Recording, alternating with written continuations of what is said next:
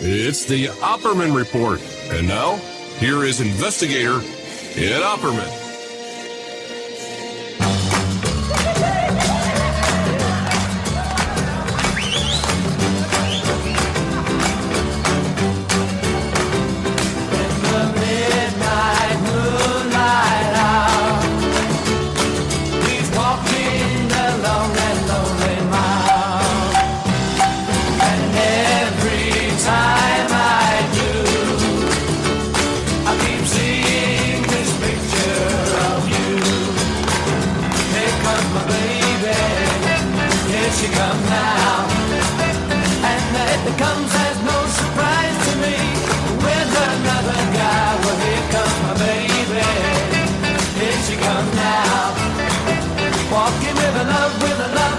So fine, never to be mine, no matter how I try. You never walk alone, and you're forever talking on the phone. I tried to call you names, but every time it comes out the same. Here comes my baby, here she comes now. And that comes as no surprise to me, with another guy. Well, here comes my baby, here she comes now. Walking with a love that's oh so fine, never to be mine, no matter how I try.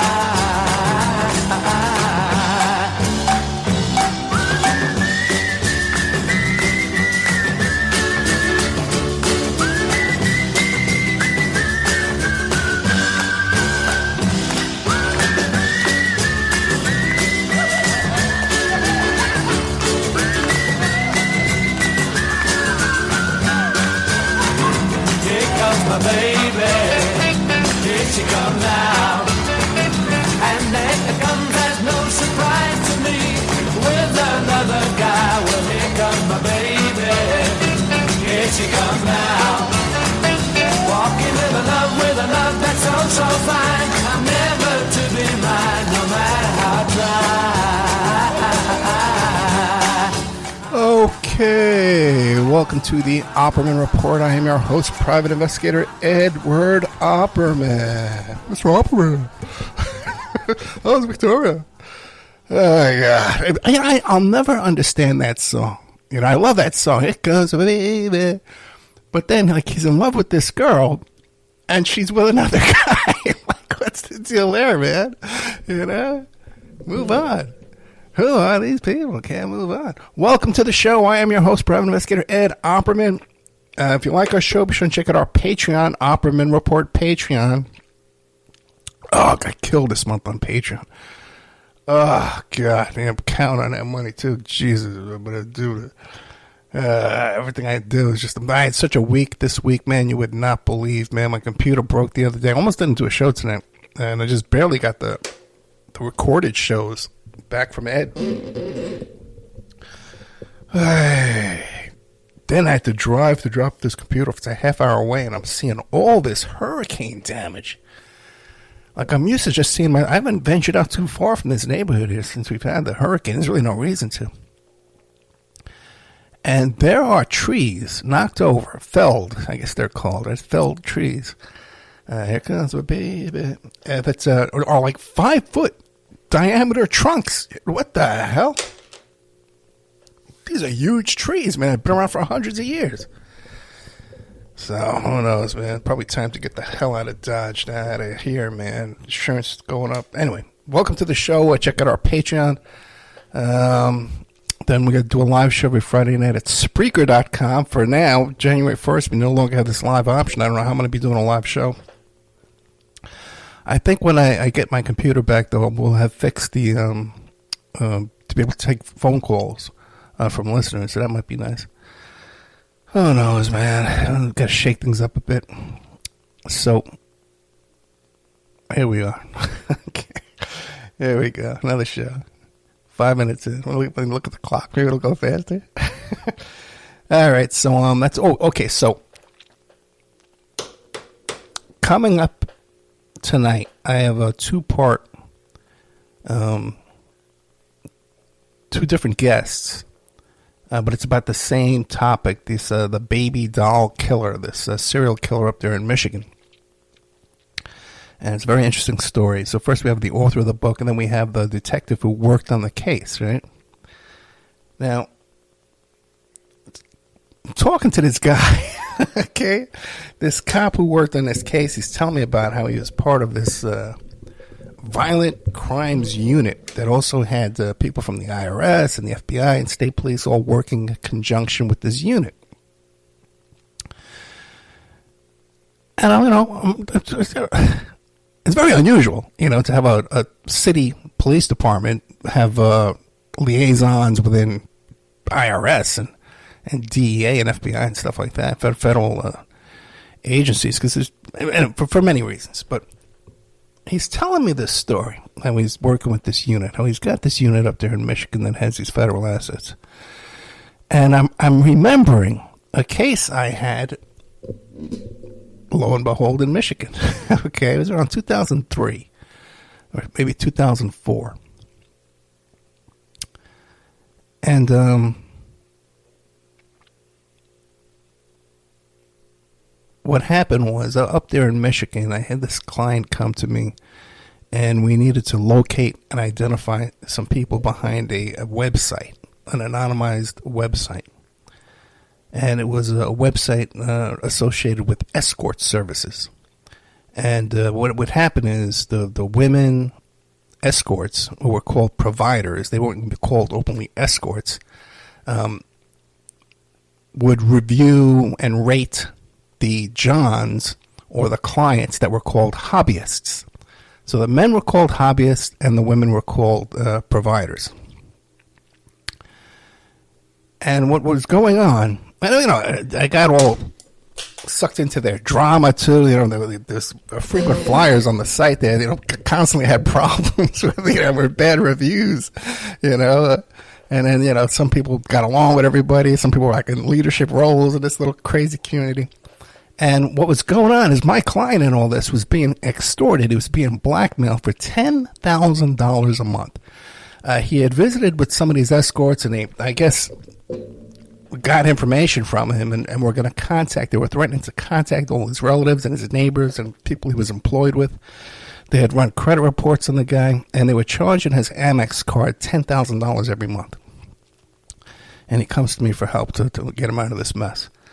Just another day at work, right? Another day at the office for Ed Opperman.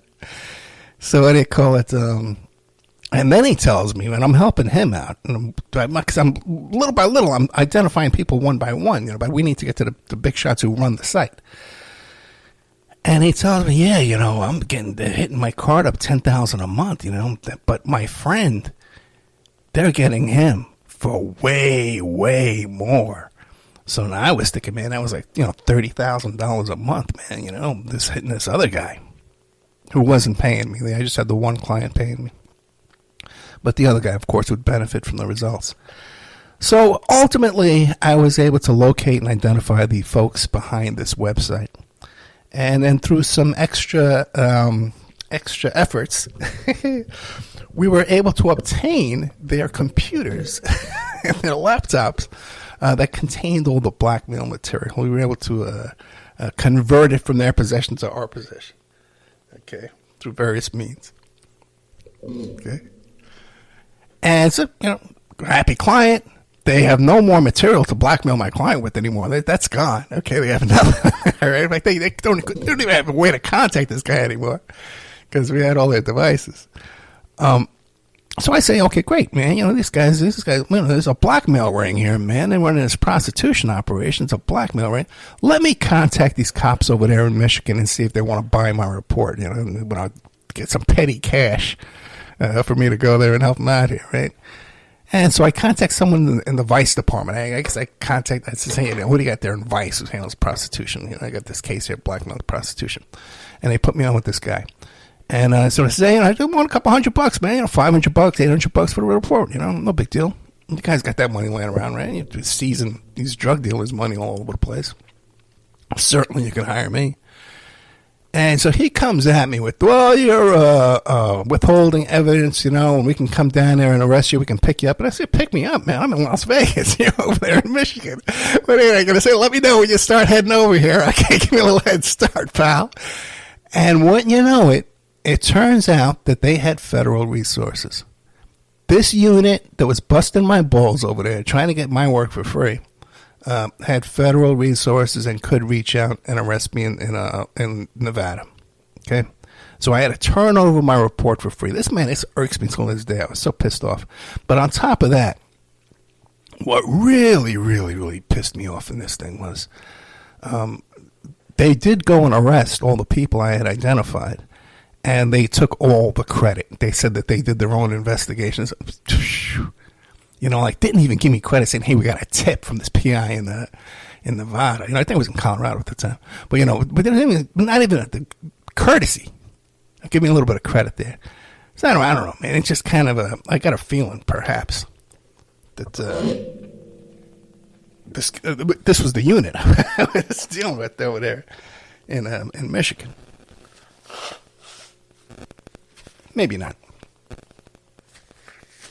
Saturday coming after this is two good shows, two good interviews. Okay, yeah. And then coming up this week, I got some great stuff. I'm going to do another show about that story about the writer with no hands, and we have some new information about that. Okay, and then I got this filmmaker coming on too. His film's just coming out, and it's about right-wing extremism. And he's been working on this thing for like 10 years. What the hell is that?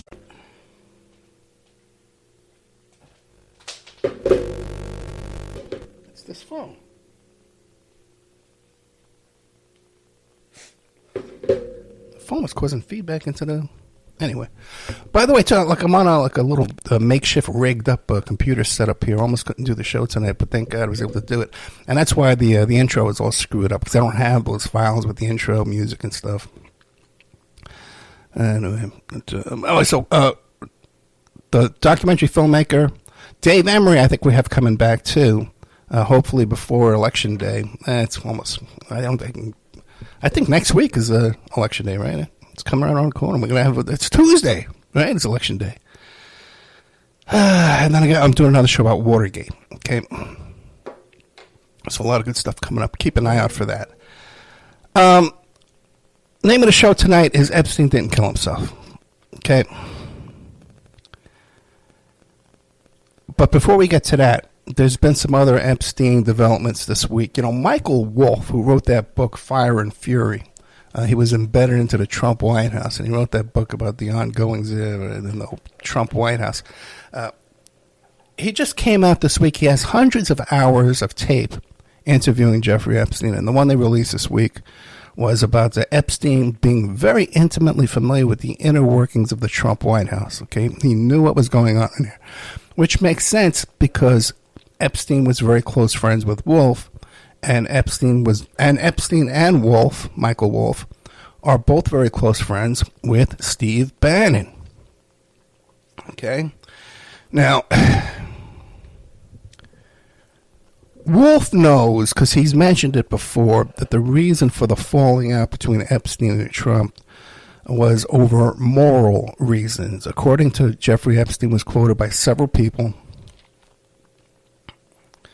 that he had a moral issue with Trump, and that issue was that Trump was hitting on the wives of his friends, and he was sleeping with his friends' wives, and Epstein didn't like that. He found that morally reprehensible. Okay, and that was the cause of their the breakup of their friendship. So that was a big event. It just happened last night. Okay, so there's hundreds of hours of tape there. You'd think Wolff would want to monetize all this, especially before the election, but I guess he has some other side deal going on in the background with Trump. Maybe this was like a shot across the bow saying, hey, Mr. Trump, I want my stipend, my weekly stipend to be doubled before the election this week, Mr. Trump, because kind of odd timing and all this, okay? And there seems to be a lot of money being floated around, things being bought up and caught and killed. And then, of course, the news last week was the arrest of that fellow Jeffries, who was the CEO of Abercrombie and Finch. which was an L corporation with Les Wexner Corporation. Okay, Wexner, untouchable Wexner, man. This guy can't be touched. Not once did you ever see a meme. We're going to be talking about Epstein didn't kill himself, and we're coming around to Christmas season, where we're going to see that stupid meme. This Christmas ornament didn't hang itself. Oh, because Jeffrey Epstein didn't kill himself. Well, why do we say that? How did that become? That's so popular, but nothing about boycotting Victoria's Secrets, right? I don't know. My goodness, never forget that. But this little meme, this little catchy little line there, Epstein didn't kill himself. Why do we say that? Where does that originate from? There's other people. Jean-Luc Brunel died in jail. Why don't we say Jean-Luc didn't kill himself? Ariel Castro, remember him from Cleveland? He killed himself in jail. Why don't we say, Ariel Castro didn't kill himself? There's a lot of suspicious stuff around that case. But this one here, we are sold a catchy little phrase that looks great on a meme with a Christmas ornament, just like a pedophile island and Lolita Express and all these wonderful, cute little expressions you have in the Jeffrey Epstein money-making machine PR team out there. And with the first person to come up with this clever little meme here, what a brilliant guy. You never believe who it was. It was a Navy SEAL who was petting his dog on Fox News. And they were interviewing this guy about something else. And toward the end of the interview, he's just petting his dog there, and he looks into the camera and he goes, "Yep. And Jeffrey Epstein didn't kill himself." Oh, and then it was off to the races after that. They were just caught like wildfire. You know how these things just catch like wildfire. Remember, like Jimmy JJ Dynamite, okay, or the Fonz. Hey, these things just have a life of their own. They just come out of nowhere and they become household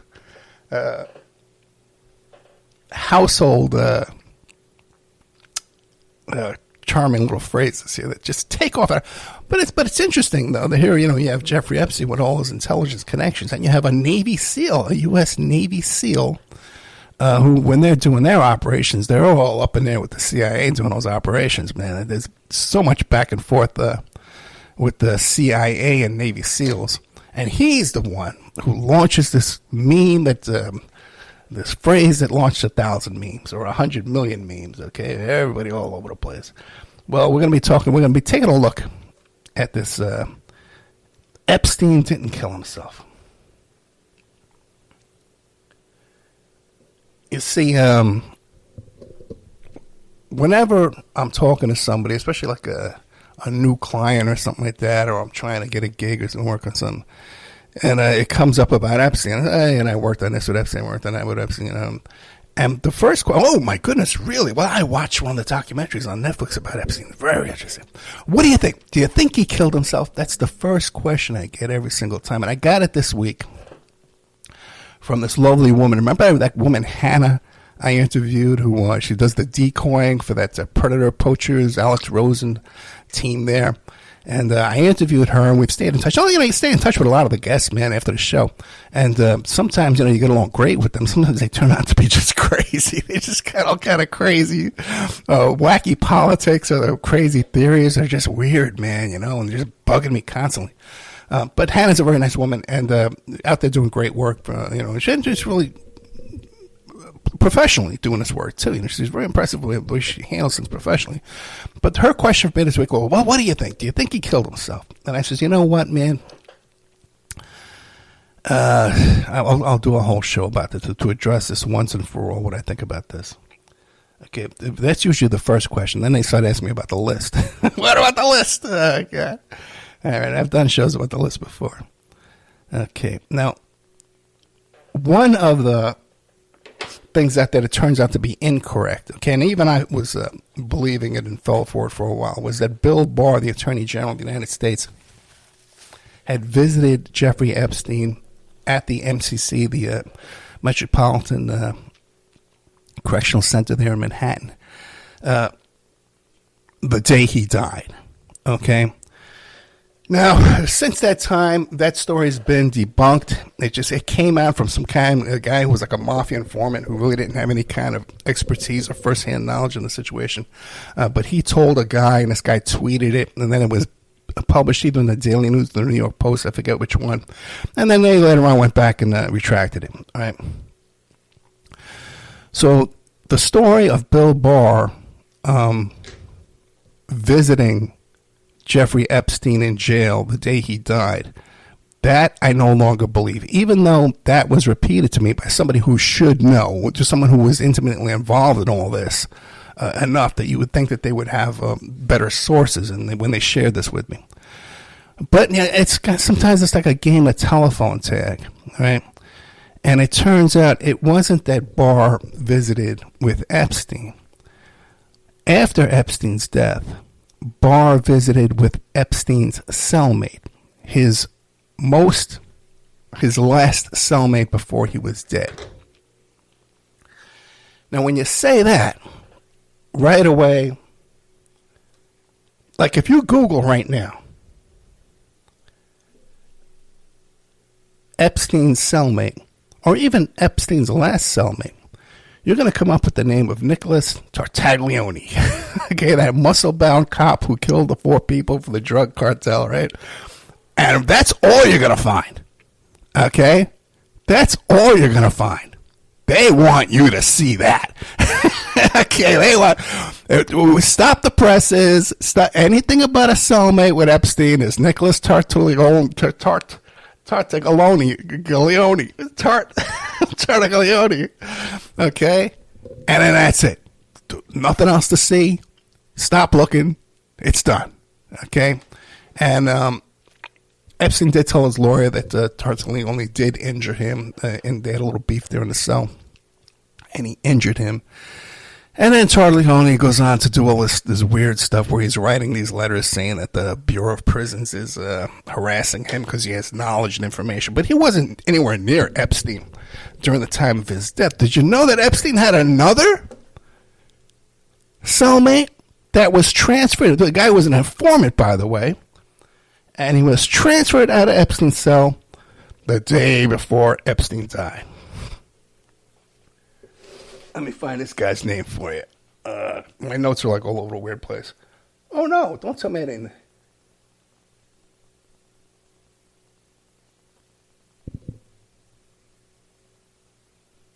Oh, here it is. Yeah. The guy's name was Ephron. His nickname was Stone Reyes. Okay. And this guy was cellmates with Epstein up until the day before Epstein died. Okay. And he was moved out of that housing and put into a privately run prison because he was an informant. He was meeting with prosecutors and detectives all the time. So I had to take him out of there and put him to this more secure place with its easier access to this informant. So Stone, we'll call him Ephron Stone Reyes. We'll call him Stone from now on. But the only way you're going to know about this guy and know that he had any kind of connection to Epstein is if you first know his name and search his name. Because you're not going to find him looking for Epstein's cellmate. You're going to find this other Tartaglione guy. Which right away should make you suspicious. They want you to see this guy, but they don't want you to see this guy. The informant who was there the day before, who did meet with Bill Barr. After Epstein was dead, Bill Barr went and met in person with this Stone Reyes guy. Okay? That's where that information got conflated, ladies and gentlemen.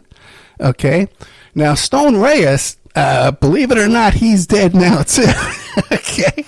Now, the official story is he died of COVID. His friends and his family are all saying, yes, it was COVID. He was sick. He died at his mother's house, and this guy was an informant. They let him back out. He winds up dead from COVID, okay? But with some of the things he says Epstein was suicidal, okay? And he says he was begging Epstein in the cell there not to kill himself while he was there. He didn't want that bad, he didn't want to be living in a cell where the guy had just killed himself. He says Epstein's suicidal. He also says that he was dope sick, okay? And Epstein paid $500 to get him a dosage of Suboxone, which is, that stuff that helps you get off heroin. Okay. And so that he would be able to go to sleep at night, because Epstein liked to be in bed and asleep at 10 p.m. So he's paying $500 for these dosages of Suboxone for his cellmate there. And the cellmate's begging him not to kill himself. The cellmate gets transferred out of there. The next day, Epstein kills himself. Okay.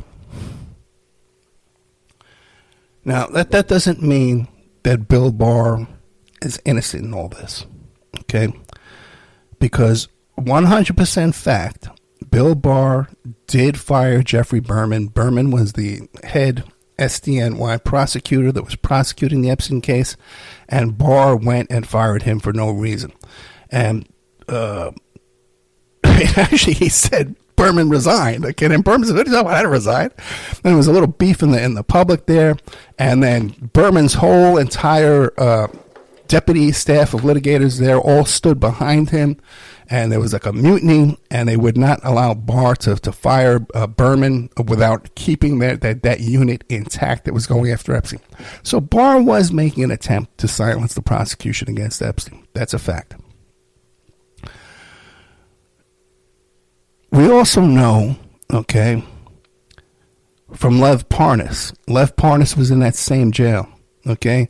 He was in a higher security cell than Epstein was. He was in a higher security area than Jeffrey Epstein was in that jail. By the way, A.J. Webman was in that jail too. I've been in that jail, not as an inmate, but we've been there interviewing clients that were on trial. And A.J. Webman, Lev Parnas, and Stephen Hoffenberg was also held in that jail too. So we all know the reputation that jail has for contraband. Okay, it's notorious.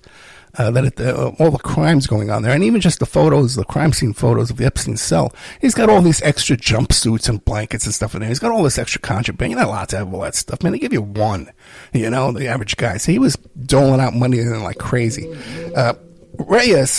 Stone Reyes says that too, that there was jokes that Epstein was putting people in his will, and that he put that guy Targoloni guy in his will. Okay, and then the Targoloni's lawyer says, "Well, I don't know anything about that." And by the way, Reyes's lawyer says, "I don't know what the hell Bill Barr would be doing contacting my client, okay, and interviewing my client without me being there present with him." Okay, look up this Reyes guy. Okay, there's a lot going on there. All right, $500 a pop for this subtext, man. So Epstein's in there; he's doling out money to everybody in sight. There was allegations, too, that Epstein was complaining about that the guards were bringing him burnt food and that other inmates were extorting him. Okay, he was having problems with the other inmates in there, too. So this is all information we have from the practically invisible Efron Stone Reyes, okay, the informant. Died of COVID, $500 subtext there. Now,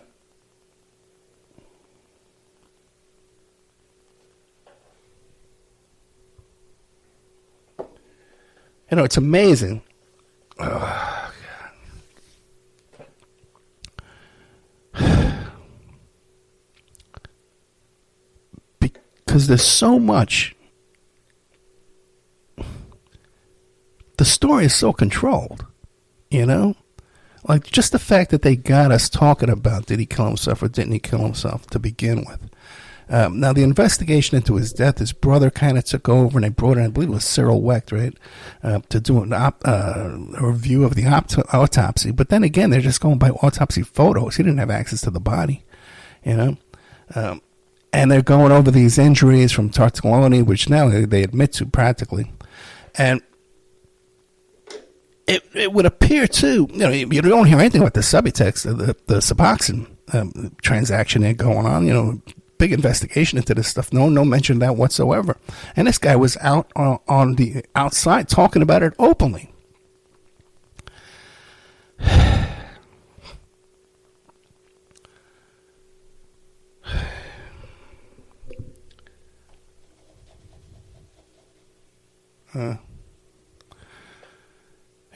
But So people will come to me and they'll say, well, what do you think? Did he kill himself? Right? And I'll start talking about this guy, Stone Reyes, right? You know, and Bill Barr, Fire and Berman, and all these things that the average person has no clue about. And then, inevitably, I will get back. Well, you know what I think? You know what I think happened? Well, you know what? I know you worked on this stuff for years. Well, you know what I think happened? Like, I watch Netflix. I think it was Hillary Clinton. I think it was Hillary Clinton because she didn't want it to come out that Bill Clinton had visited the island. Which, okay, island. People, the island was basically a house, okay? It's like a 5-bedroom house, okay, where it was the main house on the island. Then there was some small paths that you had to use golf carts to get around on. Then there were 3 small bungalows, cottages, that were used both by staff and guests, okay? So this idea that this island was being hosted parties with thousands of people or hundreds of people, or even more than 50 people, is just, it's absurd. This just didn't happen. But it's an island, and everyone is fascinated with this freaking island. Pedophile island, okay? When we know for a fact, if you read the 2006 grand jury, unsealed grand jury transcripts that I have up there at the Opperman Report Patreon for free, the victims in this case, the majority of them, okay, in 2006, were students at the Royal Palms High School. The detective, when he's being interviewed by this prosecutor who's taking a nosedive, you can read this thing, the prosecution was taking a dive on this case. And if it weren't for some brave grand jury members who stood up and asked and gave advice to these young women, these victims, and encouraged them, okay, that there would not have been a returned an indictment there. The prosecutor was taking a dive in this case. One of the chief detectives, who was also trying his best to get information out when the prosecutor was, the prosecutor was even calling one of these girls a stripper. He goes, oh, she was an exotic dancer. Oh, you mean a stripper? Okay, so the prosecutor was smearing these witnesses, talking about how they ran away from home and they were using drugs and all this horrible stuff about her victims, her complainants in the case. And the detective says, there was no one at Royal Palms High School that did not know what was going on. One of these young ladies is talking about how her cousin and her ex-boyfriend's sister and these other people, all these kids at the trailer parks around there, right? Because most of these kids came from the trailer parks. When they were trying to convince her to go see Jeffrey Epstein the next day to get $100 for a massage, because the other girl was getting $200 for bringing another new girl over, that cousins and people were telling him, no, don't go to that creepy guy's house. Don't go there. Everyone, all the kids at the trailer park knew what was going on. Everyone at Royal Palms High School knew what was going on. And that was about 30 minutes away from Epstein's house, okay? Royal Palms High School, when these trailer parks were, right? 30, 40 minutes. And they all knew. Okay, all these people in this little town knew. Donald Trump didn't know. He had no idea what was going on. My goodness, as soon as he found out,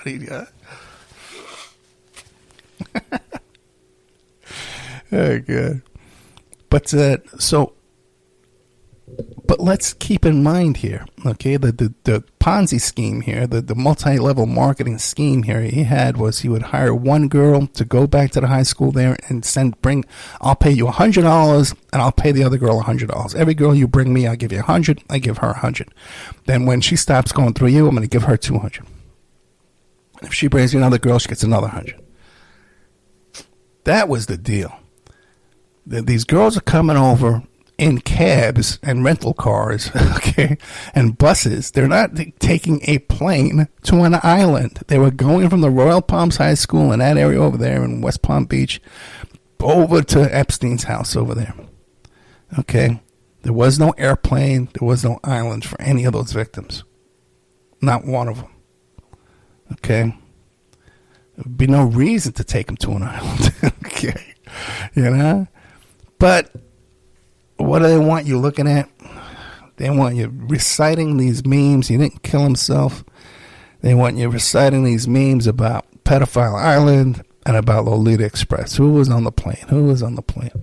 Well, you know, Daniel Hanks wanted to come up with some names, people associated with this, and he thought of flight logs. Okay, it was a brilliant idea. He came up with the flight logs.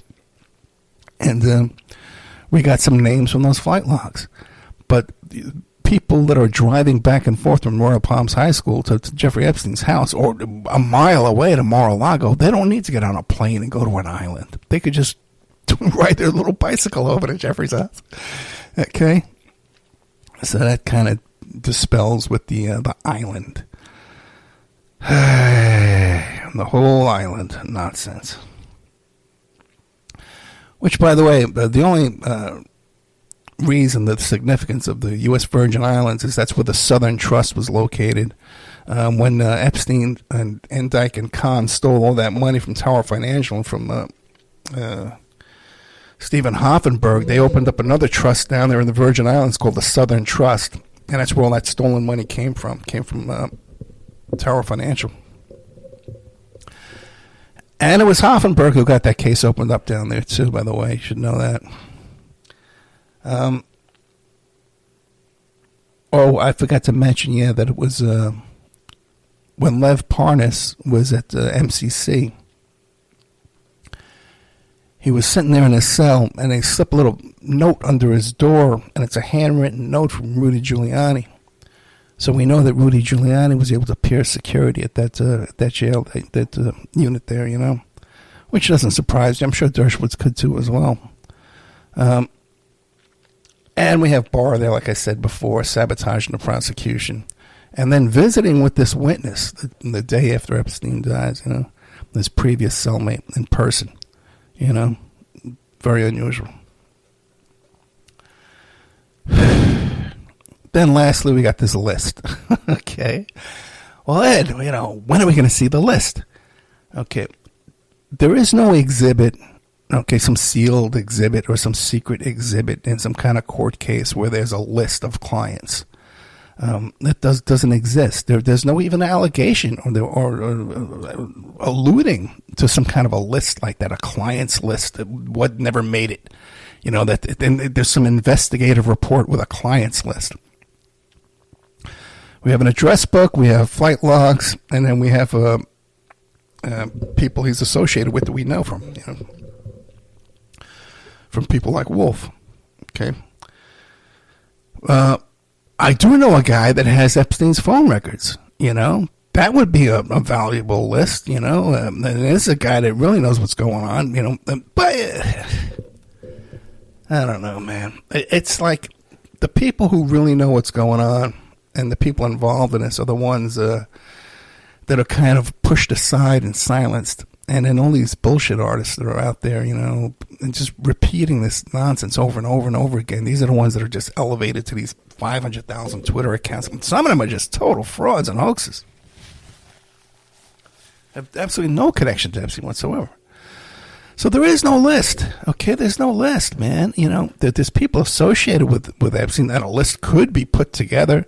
But there is no, that Trump's going to reveal the list and he's going to unseal the list. There is no list. You know what I mean? And I don't know how you can get much more than that. I don't know, man. I kind of feel that the show tonight's been a big dud. I got a splitting headache. I got no computer. I don't know if you caught this thing about Trump threatening to assassinate. Wants to do a firing squad there against Liz Cheney, you know. So, I got a splitting headache now, man. Hey, he wants to kill, execute the Joint Chiefs of Chairman Miley, too. So, we got some kind of setup going on. So, anyway, so Tuesday's election day. I tried to get out and vote early, do some early voting today, but the voting place they sent me to that was on my paperwork there, it turns out that it was down for hurricane repair, so I had to go to this different place. And by the time I got there, and when I saw how long the line was, I knew I wasn't going to have time to do it, so I'm going to try and do it tomorrow. I would encourage everybody to go out and vote. If you're one of these, well, it's probably too late now if you're not registered now. Anyway, you can't vote. Except some states, you can register the same day. And in Nevada, you can register the same day and vote. I know there's a lot of people out there who say, "Oh, Ed, it's not an election; it's a selection," and it's all controlled, and And I got to tell you, man, it's really not. I'm going to be able to tell you some stuff. So I did some opposition research this election cycle, and it's a funny story too, And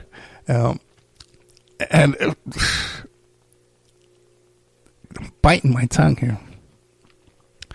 But I got to tell you, like all these people out there who think, oh, it's all controlled and selected and it's rigged. And there is rigging that goes on. Like when we had Cynthia McKinney on here and they talk about sending the broken voting machines, to the precincts where, your opponent's going to beat you. So the lines are out the door. That stuff happens. But this business about being able to rig these voting machines and stuff like that, that's not going on, man. I know these people. They're not capable of doing that kind of stuff. They just don't have the savvy. They just wouldn't know what to do. Like even a little operation like, I was telling you about now, where we had that extortion ring going out there in Michigan, and we were able to, get their stuff. Like, that's even an operation these guys couldn't do. These guys couldn't pull a gun and get away with it. They're not capable of that level of operation, It's just not there, And when these people hire me for opposition research, it's not because they're stupid and they don't know that the whole thing's rigged, okay? It's because they know that it's not rigged, and they know that if they could get information on their opponent, they could win the election. Okay, they need money too. Of course, then only certain people are going to get the money. And then you have the parties have a lot of control too. But this business about how it's all controlled and it's not. It's not. So I would encourage people, if not this, if we have another chance to vote, if we don't lose that, if this cycle is so extreme, like never seen before, in my lifetime at least. Terrifying time. Like even the last time Trump was running, I says, in my idea of accelerationism, I endorsed Trump, hoping that it would invigorate the left to organize better and come back and fight. But just like I said, man, under Biden, they went to sleep. And now here we are. Okay, we're just things have just gotten crazier and crazier. We're in bad times here, ladies and gentlemen. I'll tell you that.